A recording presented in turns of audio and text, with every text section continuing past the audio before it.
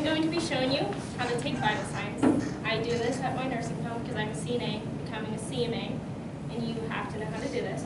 Vital signs help a nurse and a doctor determine what treatment to give to their patients, and it also helps you make life-saving decisions.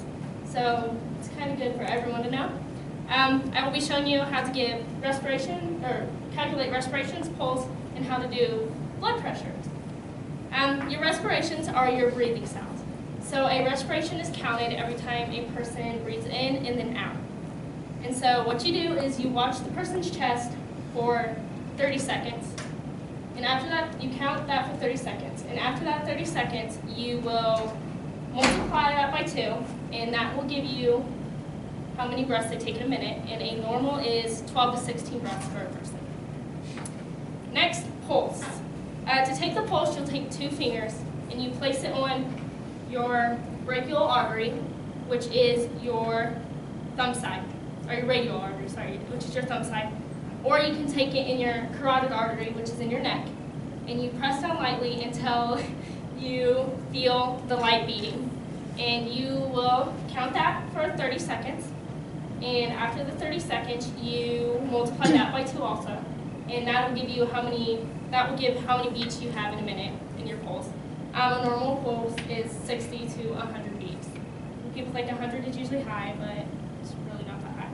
Okay, blood pressure is a little trickier than the other 2. You have to use a cuff and a stethoscope when you're taking blood pressure. When you take blood pressure, when you look at the cuff, you actually have arrows to kind of direct where you're going to put it.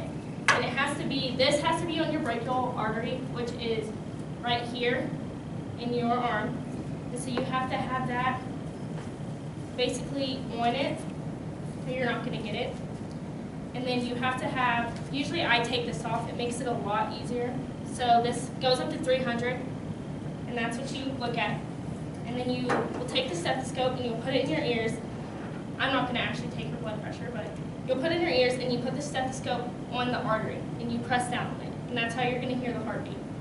And then what you do is you tighten this, and then you pump it up. You pump it up to 200. And once you get to 200, as you're listening through that, you slowly let the air out of it, and you listen for a heartbeat. Or you can also see the needle on this, it starts ticking once the heart starts beating. Once you start hearing a beat, that's your systolic number, which is your top number. And then you let it go until either the needle stops or you will no longer hear the beating of the heart. And that is your systolic number. And then you just take it off. A normal blood pressure is the top number below 120 and the bottom number is below 80. Usually if it's higher than that, they'll put you on medications, or some medications actually higher it a lot by themselves. So today I've shown you how to take blood pressure, respirations, and pulse, and hopefully next time someone is dying or something, you can hopefully see if they're breathing by how to take respirations, or you can see if they're having maybe like a panic attack or something by taking